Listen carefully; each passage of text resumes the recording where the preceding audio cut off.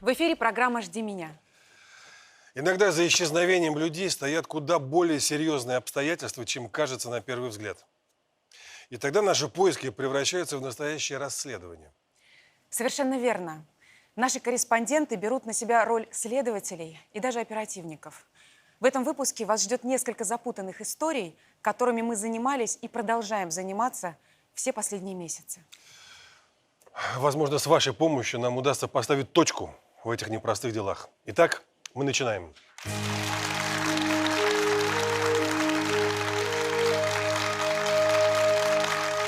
Кто-то встречает любовь все своей жизни в 18 лет, кто-то в 30, а кто-то гораздо позже. И в этом нет ничего противоестественного. Абсолютно. Недаром говорят, любви все возрасты покорны. Вот и я так думаю. Никогда не поздно строить свое счастье. И сейчас я хочу пригласить в эту студию женщину, которая приехала в Москву из Нижегородской области, чтобы найти пропавшего жениха. Галина Ивановна, вы сегодня пришли к нам вместе с подругой. Здравствуйте, проходите к нам. Проходите, пожалуйста.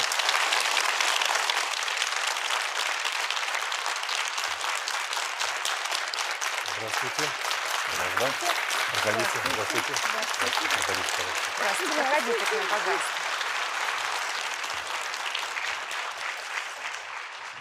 Галина Ивановна, здравствуйте. Здравствуйте. Представьте, пожалуйста, вашу Здравствуйте, подругу. Елена. Это Елена, моя хорошая подруга. Елена, москвичка. по отчеству? Елена Сергеевна. Елена Сергеевна, очень Очень приятно. приятно. Очень приятно.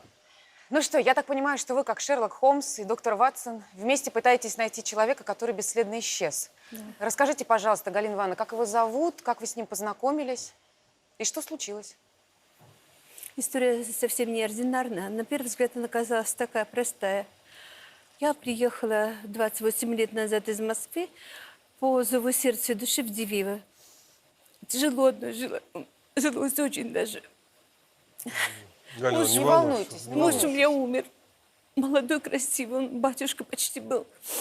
У меня гостевой дом свой. Размещается там 50 человек. Ну, в общем, группа православная приезжает ко мне лет 7 из Москвы.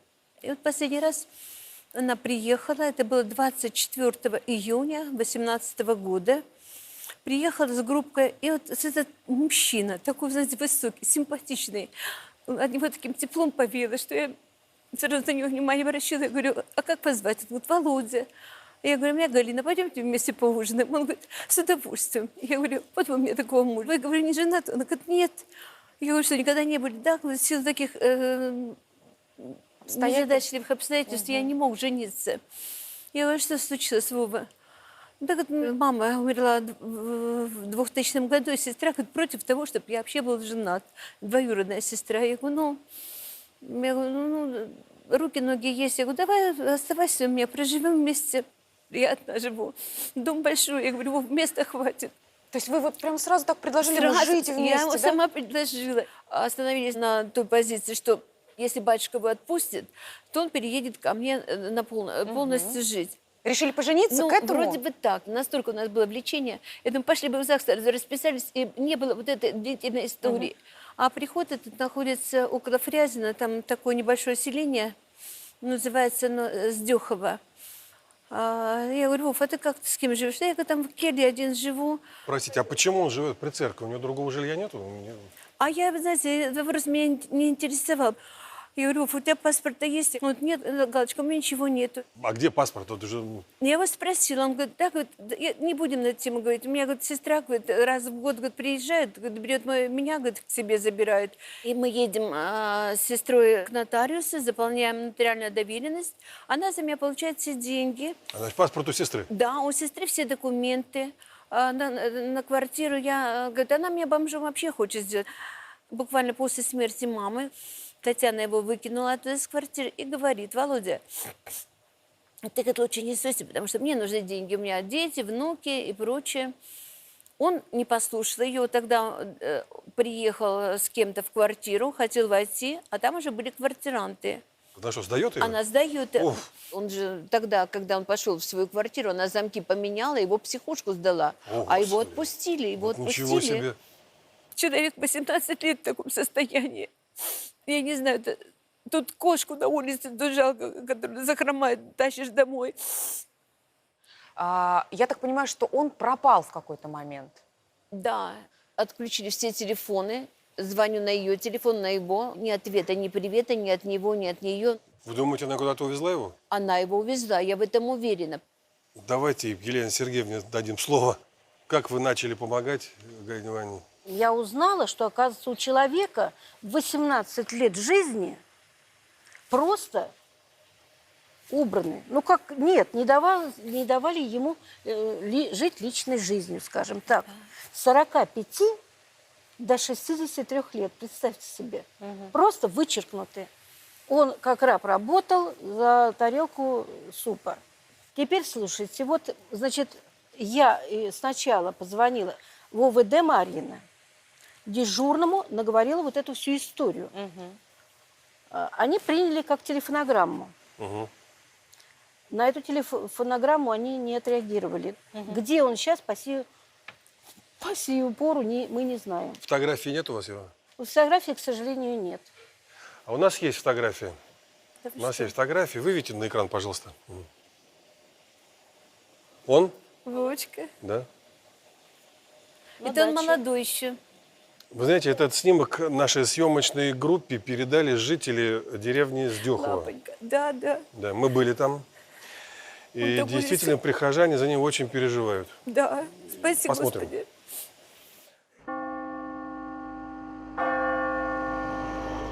Скажите, когда он в этот храм приехал? Ой, это лет 18 назад, наверное. Его поселили вот здесь, в этом доме. Вот, Взрослый ребенок. Да, взрослый такой, да. Взрослый Да, ребенок. взрослый Ну, ребенок, как да. бы, Такой да. доверчивый очень. Доверчивый, Да. простой очень такой, да. Безотказный. Безотказный очень. Какую работу он здесь исполнял?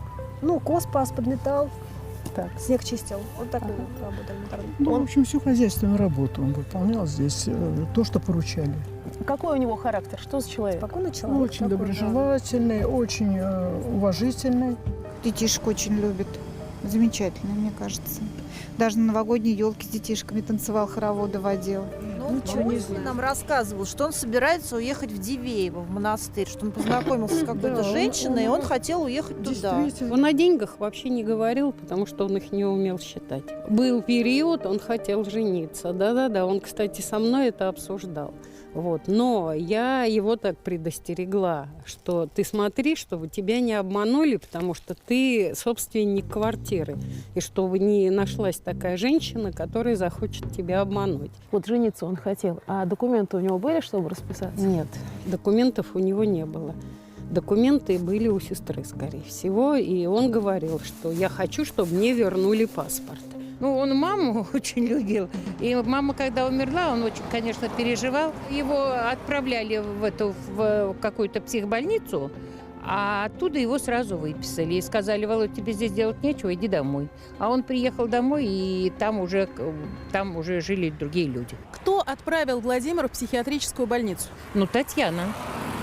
Вот эти иконочки мне подарил Володя. Он приходил на день рождения и подарил мне вот эти 3 иконочки. Доброжелательный, внимательный, улыбчивый. Нормальный, хороший человек. Татьяна о нем не заботилась. Кто в церковь ходит, ему давали то 100 рублей дадут, то 50 рублей дадут. А своих денег наличных? Нет. Ну, у него же должна быть пенсия по инвалидности. Я так думаю, что да. Но пенсии у нее никакой не было, я так думаю. Но сестра к нему приезжала, привозила продуктов. Но я не знаю точно сколько, но, может, 2 раза в месяц, а может, и 1 раз в месяц. Ну, как он сказал, колбаски мне привезла, сырку, печеницы, сырку привезет. А так вообще питался в трапезной, да? Да. А последняя поездка Дивеева была, значит, он поехал там на 3 дня, по-моему. И он такой оттуда довольный приехал. Он там нам рассказывал, что познакомился с женщиной. Она там работает и обещалась меня к себе взять. Там я буду работать и жить. О какой женщине он говорил? Какой зовут? А вот Галя, отчество я не помню, Галя. Но мы с вечера с ним разговаривали, он пошел спать. Чё, и все, больше мы его не видели. А телефон? И телефон не отвечает. Мы волнуемся, и соседи волнуются. Нам без него и скучно, он нам все рассказывает, приходит нам. Он очень доброжелательный.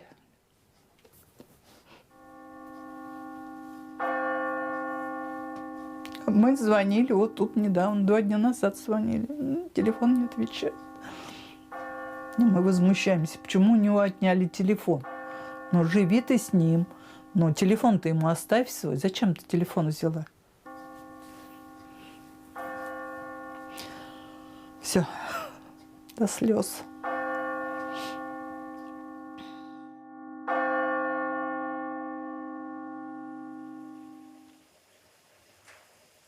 До слез переживают жители. Он хороший, он очень добрый, труженик такой. Кто ж его отпустит так просто? Наши корреспонденты пытались договориться о встрече с настоятелем храма, отцом Сергием. И отец Сергий почему-то отказался помогать в поисках и вообще отказался общаться с нами. В общем, мы продолжили поиски, дозвонились до Татьяны. А она что говорит, куда он делся? Но она не хочет нам говорить, где находится Владимир. Она не хотела никакой информации давать о нем. Вот, хотя мы старались ее убедить, хотя бы какое-то короткое интервью с ним записать, чтобы убедиться, что он жив. Скорее всего, но это очевидно, что дело в квартире, конечно. Какой ужас. Да. Дело в квартире. Только да. никто не хочет верить в это. Мы наводили справки о состоянии здоровья Владимира. Он дееспособен, это важно. То есть никто не имеет права лишать его жилья и препятствовать его личной жизни. Наша съемочная группа побывала в этом доме. Квартиру, конечно, нам не открыли. Там Но мы тоже были в этом там. доме Владимира хорошо знают. Да? Давайте посмотрим. Ты что, ты посмотри. Извините, пожалуйста, мы передача «Жди меня». Разыскиваем вот этого человека. Его зовут Володя Савельев. Он жил в квартире 160. Ну, как же, не знал, на одной площадке мы общались. Мы с ним гуляли, ходили, все. Еще на скамеечке посидит. Еще. Ну так-то хороший человек? Ну, нормальный, Общительный? общительный. А вот как мать-то померла, и все пошло на свалку. И больше я его не видел. Как за ним приезжали, как его забирали родственники, что, чего. Только смотрю, уже другие люди. Они не выходят, ничего. На лавочке не сидят, не общаются, да? Ну ладно, хорошо. Спасибо вам большое. Пожалуйста. До свидания. Дай Бог здоровья. До свидания. Всего хорошего. История, вот не поверишь. Мы проверили, кто является собственником этой квартиры на Новомаринской улице. И, конечно, это Владимир Юрьевич. Владимир Юрьевич является собственником этой квартиры. Один. Он об этом толком не знал. Говорит, там, говорит, не знаю, кто прописан, там руководит полностью Татьяна.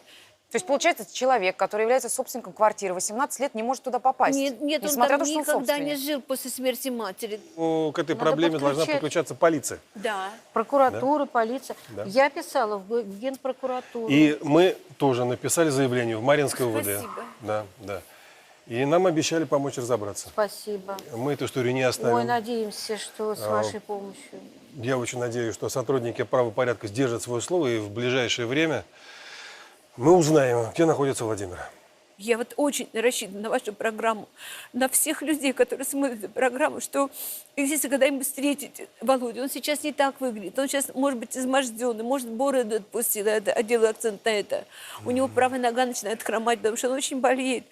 Если вам что-то известно о местонахождении Владимира Юрьевича Савельева, 1955 года рождения, позвоните нам на горячую линию или оставьте отклик на сайте программы «Жди меня». Нам очень нужна ваша помощь.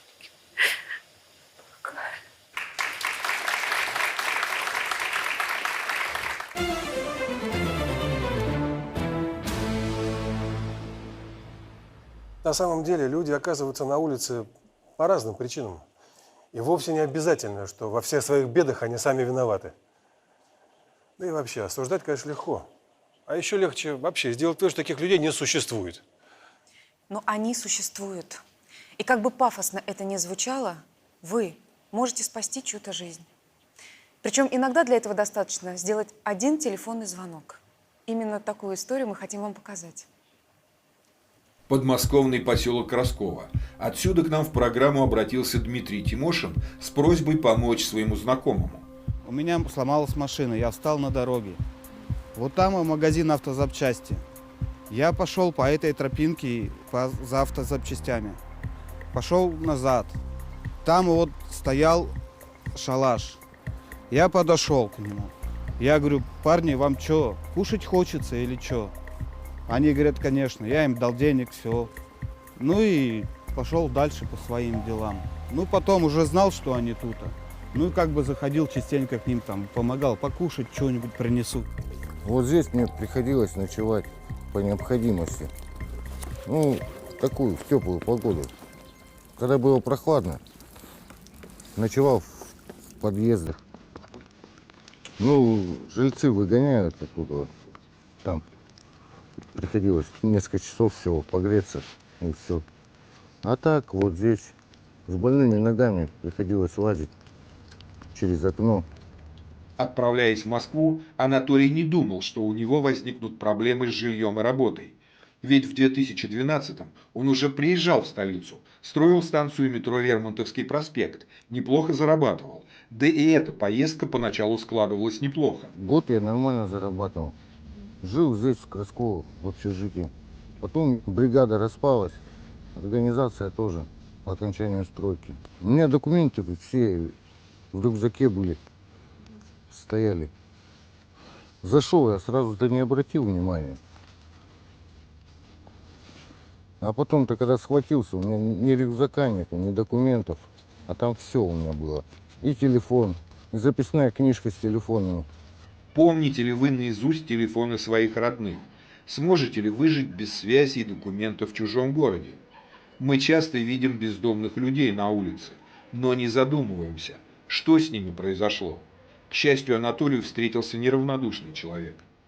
Он сказал фамилию своей сестры. Мы через соцсети нашли, прям тут же позвонили. Он с ней разговаривал, плакал. Правда, мне сейчас тоже мне это сам. Ну, он плакал, правда. Больше всех за судьбу Анатолия переживала его дочь Ирина. Она призналась, что это уже не первый тревожный звонок от отца. Он вышел на связь и сказал, что он находится в больнице. У него были сильные ожоги. Случилось это на теплотрассе, где он работал. Там какая-то была авария. Ему предлагали даже в больнице ампутировать ноги. Но он отказался. Недели 2, наверное, он пролежал в больнице. Потом в определенный момент с ним тоже связи не было. Потом попросил каких-то знакомых, позвонил нам и сказал то, что у него нет документов, он живет на улице. Мы помогли Анатолию восстановить документы. И вскоре он уже ехал домой, чтобы сделать сюрприз всем своим родным. Огорчилась то, что я узнала, в каком он состоянии. Я не знала, что делать. Потому что как его оттуда вывозить? Никогда не жаловался, что плохо у него, что-то хорошо. Всегда поможет. Я уже себе места не нахожу. Не нахожу. Ой, Наташа, ой, Наташа. Да мама говорит, ну все образуется, подожди еще маленько. Я говорю, ну я не могу, говорю, не могу уже, говорю. Я 3 дня не спала, все думала, как ему помочь. Ну, думаю, как-то надо забирать. Алло. Привет. А ты сам где? На улицу выходите. Ну ты вообще. Пойдемте, пап стоит.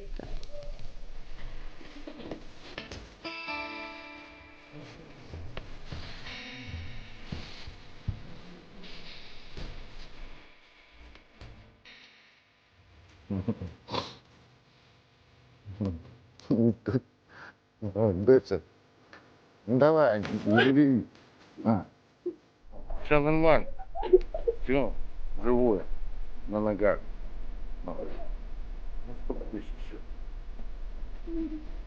Чего? Все, нормально.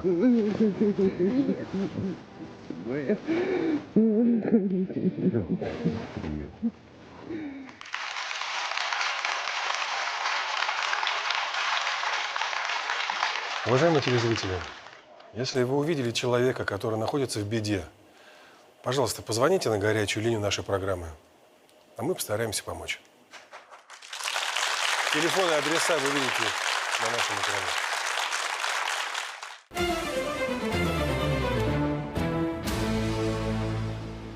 Саш, ты знаешь, какое количество на нашем сайте заявок от детей, которых бросили их собственные родители? Я не знаю точно, но я предполагаю, что, конечно, там, наверное, много. Я сейчас скажу. 228 876 заявок. Ты представляешь, все эти люди написали нам для того, чтобы понять, Немыслимо, да. почему их бросили родители, почему они их предали. Ты представляешь, это только те, кто написал. Да. Это может быть даже какая-то верхняя часть айсберга, к сожалению. Это у меня в голове это не укладывается. Немыслимо просто. Естественно, конечно, в каждом конкретном случае нужно разбираться. Ситуации бывают разные, это естественно, да. Бывает нищета, бывает отсутствие жилья. У нас сколько раз мы встречались, сталкивались с тем, что человек бросил, да, вынужденные обстоятельства, бросает человек ребенка, и потом десятилетиями его ищет. Я понимаю, что можно говорить о разных обстоятельствах, но я вот как мама, я не могу понять и оправдать поступок, когда ребенка бросают. Если так случилось, Бог послал, отвечай. Я понимаю, что бывают разные ситуации. Я никого не хочу, упаси Бог, осуждать. Но вот то, что я сейчас произнесу вслух, у меня не укладывается в голове. Потому что вот когда человек родил ребенка, потом запихнул его в сумку и оставил на вокзале,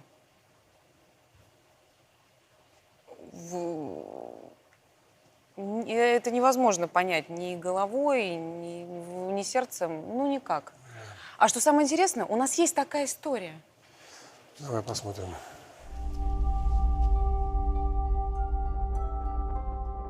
Живу здесь всю жизнь, часто езжу с этого вокзала и никогда бы не подумала, что моя история связана с этим местом. 5 лет назад я узнала, что я приемный ребенок в семье. Узнала я это совершенно случайно от чужого человека. Это была подруга моей мамы. И мы разговаривали с ней совсем на другую тему. Ну, разговаривали с ней про другую девочку. Она тоже приемная в семье. И вот женщина мне сказала, что ты такая же. И я у нее спрашиваю, какая? Она говорит, приемная. Она сказала, что вот на этом вокзале меня передали в сумке какой-то женщине. В сумке была записка, что я 5-я, и они не смогут меня прокормить. В записке написано было «Света». Возможно, это моя биологическая мама. Дала подержать меня другой женщине, сказала, что вернется, но не вернулась. Эта женщина какое-то время подождала и, получается, увезла меня в больницу, в первую городскую детскую больницу. Ну вот оттуда меня и забрали мои приемные родители. Пару дней назад я все-таки решила спросить маму, и мама мне сказала, что о том, что зовут меня Кизимова Аида, и как бы все, что я знаю. Мы понимали, что этой информации слишком мало, поэтому решили опросить сотрудников вокзала. Но с тех пор штат поменялся, и единственным, кто мог что-то знать об оставленном в сумке ребенке, оказалась замначальника вокзала Елена Александровна. Осенью 1995 года она работала здесь кассиром, а чуть позже дежурной по вокзалу. К сожалению, мы такого случая не помним. Случай как бы неординарный, ребенок на вокзале. Мы бы про это все знали. И да, прошло много времени, мы бы это не забыли. Конечно, бы и записи сохранились, и в сердцах бы наше это все осталось.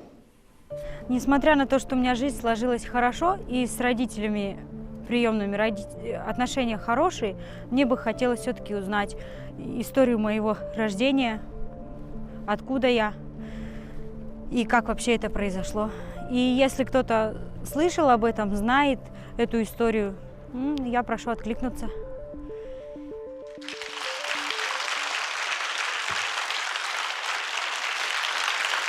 Я не понимаю. Ну хорошо, ты чувствуешь, что не можешь прокормить ребенка, даже если это правда, что написано там у меня 5-я, не могу прокормить. Ну почему в сумке на вокзал? Ну почему? Да отнеси в больницу, ну в детский дом, ну в сумке, ну что это за... Знаешь, Саша, вот говорят, что вот животные не бросают своих детей. Конечно. В сумке, вот мне моя бабушка рассказывала, которая блокаду пережила. Она однажды видела ребенка в сумке. Но это рядом мертвая женщина лежала. Она умирала от голода, и она отнесла эту сумку с ребенком кому-то, что кто-то, может, спасет. Вот это да, вот это я понимаю, почему ребенок в сумке в данной ситуации. Умерла вот она, мать. Вот. Удивительно, конечно. И все-таки я хочу обратиться к матери Виктории.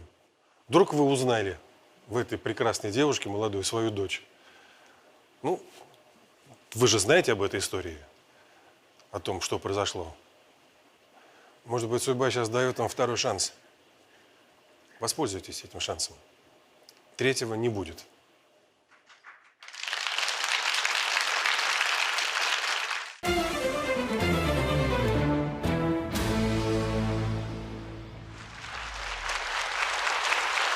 Здравствуйте.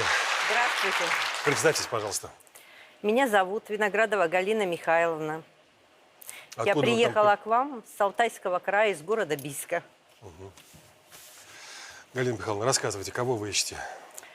Мы долго уже ищем мою двоюродную сестру, Ложкину Юлию Борисовну. Очень давно уже потерялась у нас с ней связь. А что случилось, расскажите? Почему потерялась связь? Мама Юлина, Вера, и отец Борис ее, они жили в Караганде. И у меня там еще жил и отец, они с мамой разошлись. И мы часто очень ездили в Караганду, проведывали их. И последний раз мы были, когда Юле было 17 лет. То есть она закончила школу, поступила в институт. В общем-то, все было нормально. Но после этого череда событий пошла так, что сначала умирает Борис, то есть отец Юлин. Умер на Новый год. Все, говорит, веселятся, а мы, говорит, с гробом в квартире. А тут у меня умирает мама в 2001 году, потом умирает муж. Мы с двумя детьми остались. И, в общем-то, как-то у нас связь вот эта вот оборвалась. И где-то в 2002 году я, когда более-менее уже вышла из такого состояния, думаю, что-то от них вообще давно нет писем никаких. Я начала писать письма. Ответа не было. Потом, значит, я вызываю на переговоры. Приходит жена, вот папина, значит, со своим сыном. И они говорят, что Вера, то есть мама Юли, умерла давно, значит, в 99-м году. А папа, мол, и у тебя и у папы нету, мол, папа умер в 2000 году.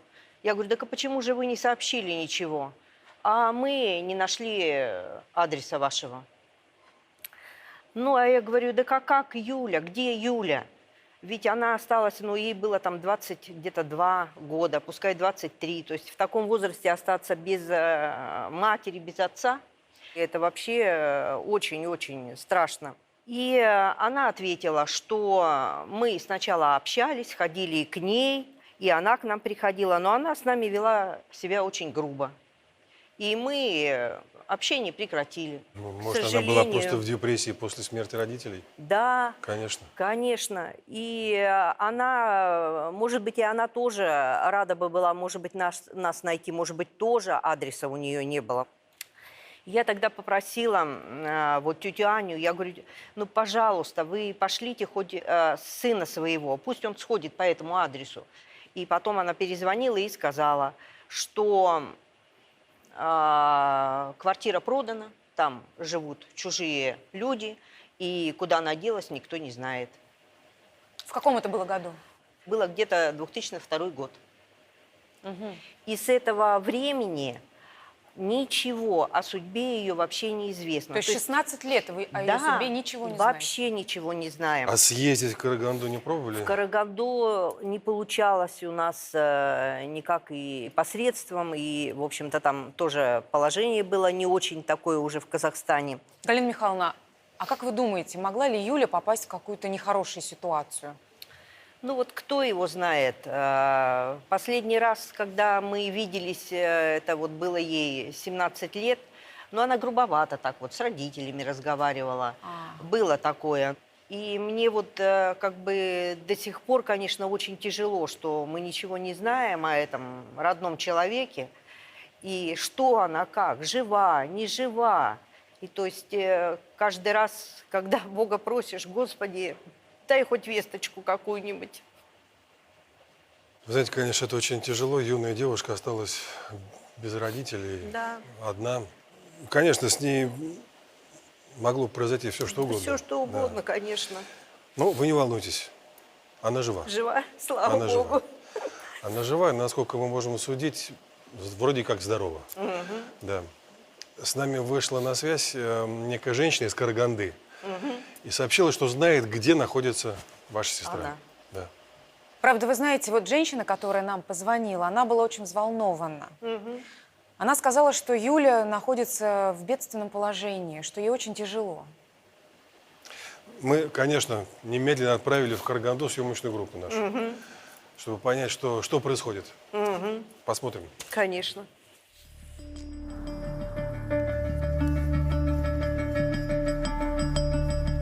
Юлю Ложкину я знаю уже давно, где-то с 2002 года. Мы с ней жили вместе по соседству. Ну, потом так получилось, что ее обманули с жильем. Значит, она осталась без квартиры. Знаю, что потом мы как-то какое-то время с ней не общались. Потом я узнаю, что она живет и работает у каких-то людей. Там обстановка, где она сейчас живет, невыносимая. Ее там не платят ей деньги. Она говорила, что я не могу уже здесь жить. И потом вот буквально месяца 2 назад она мне позвонила и попросила меня в программе «Жди меня» посмотреть, и якобы ее ищут. Я действительно посмотрела. Говорю: Юля, тебя действительно ищут. Она говорит: Люд, меня выгнали. Среди ночи со всеми вещами, которые там у нее есть, с сумками, без денег. Ну, в общем, вот так. Вот так, Галина Михайловна, видите, действительно сложная ситуация. Да. Нам женщина, которую мы сейчас видели на видео, рассказала, что Юля несколько лет находилась чуть ли не в рабстве. А с другой стороны, мы же не знали точно, как там было дело на самом деле. Потому что всегда нужно выслушать две стороны. Да. В общем, мы нашли телефон этой хозяйки, женщины, у которой Юля жила. Давайте посмотрим, что было дальше.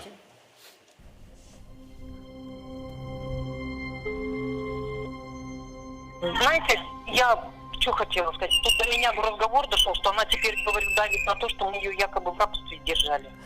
Она тут начала, вот телевидение приедет, и я говорю: а кто тебе разрешил? Я говорю: телефоне в этот дом придет. Я говорю: в какой дом? Сюда? Она говорит: да, сюда. Я говорю: знаешь что? А не будет, говорю, никто здесь ничего снимать. Собирайся в 8 утра, чтобы тебя здесь ноги здесь не было. Вы мне скажите, вы не против, если я хотя бы до вас доеду? Когда хотели приехать? Ну вот сейчас минут, наверное, 20. Женщина, у которой жила Юлия, согласилась пустить нашу съемочную группу в свой дом при условии, что мы не покажем в эфире ее лица. Ну, я вот такую с нее расписку взяла символическую, что вот она обязуется у меня работать и вот так вот. Удостоверение на свое мне дала на хранение, потому что она таки сказала: мне его негде хранить, пусть оно будет у вас. Она сказала: я ищу работу с проживанием. Это была полностью ее комната, 54 квадратных метра. Вот это ее двухспальная кровать, вот эти шкафы, все принадлежало ей. Все, тарелки, все в ее доступе, посуда, холодильник, все, она брала все, что хотелось. Все, что я варила, она все кушала. И при всем этом, у нас целый день в будни не бывает. Я вот приезжаю, я к вечеру какой-то ужин готовлю, вот мы поужинали, и она опять уходит наверх. Она с обеда сидит наверху. Она мне всегда говорит: ненавижу работу, ненавижу уборку. Я говорю: Юля, если ты, говорю, найдешь что-то другое, ты иди, говорю, пожалуйста. Там санитарка, что-то угодно, вот тебе, пожалуйста, я тебя не держу. Это вообще в этом вопроса не было. По уборке было очень много претензий. Младшего сына я с ней, да, оставить не могла. Мы продолжили поиски. Но где теперь искать Юлию, никто не знал. Пойти ей было некуда. И когда мы уже отчаялись, она сама неожиданно вышла с нами на связь и попросила о помощи. Получилось так, что мне вообще негде жить. Выпихнула из дома среди ночи, узнав, что я собираюсь от нее уходить, что я нашла свою родню в России. Мне просто некуда было уйти. Чтобы уйти, надо снять предварительно какое-то жилье, чтобы было куда уйти. Еще несколько лет назад у Юлии была квартира в центре Караганды. Вот там была моя квартира на последнем этаже, где без балкона. Эта квартира уже 7 лет как не моя. Мы познакомились с женщиной. Она активно набивалась ко мне в подруги, обещала, что поможет мне со всеми проблемами. Она мне предложила вариант, что я ей на нее переписываю эту квартиру. Она мне дает другую в более удаленном районе города. И я переписала на нее квартиру, как договаривались. А она на меня свою квартиру, в которой я уже жила, переписывать отказалась. Кошмар.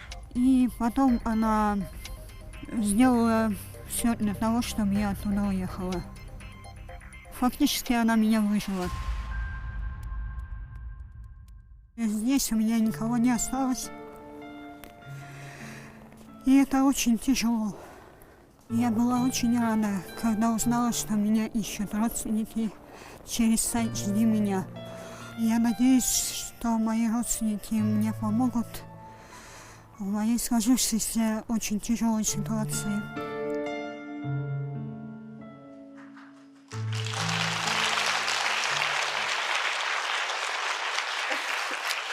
Галина Михайловна, вы все видели. Вы все видели. Мы не беремся утверждать, что было на самом деле, рабство или не рабство, и кто говорит правду. Это вообще дело полиции уже, по большому счету. Да. Но нам нужно как-то помочь Юлии, Да. вашей сестре. Нам идти ей некуда. Что будем делать? Может быть, возьмем ее к себе. Вы хотите взять ее к себе? Ну, а куда деваться? Это ваше взвешенное решение? Ну, конечно, мы еще не разговаривали. По поводу этого мы не знали, конечно, вот эту ситуацию, хотя и предполагали, конечно. Но как-то, раз такое положение, то как-то надо помогать. Ну, слава богу. Тогда скажите ей это сами. Она здесь. Юля, проходите к нам.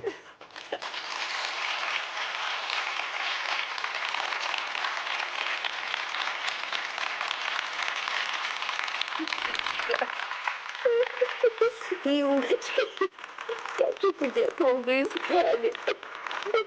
Как долго мы тебя искали. Ты не знала нашего адреса? Да, почему? Знала, я писала, звонила, когда мама умерла, и когда свой единственный случай. Да. Никакого не было. У нас не было ни одного даже письма, ни одного не приходило. Столько времени тебя искали, говорим, где же она, куда она у нас делась. Но слава Богу, что ты нашлась у нас. Слава Богу. Будем помогать тебе, моя золотая. Будем помогать. Спасибо вам большое, огромное. Спасибо, что помогли разыскать Юля, у вас потрясающая сестра. Я же знаю, что вы ведь не только сестра Юли, вы же еще ее крестная мама. Да, да, еще и крестная. Ты помнишь, как мы тебя крестили? А я абсолютно уверена, что быть крестной или крестным – это огромная ответственность, потому что если уходят родители, крестные берут на себя ответственность, роль родителей. Не теряйтесь больше, пожалуйста. Обязательно нет. Не потеряемся теперь никогда.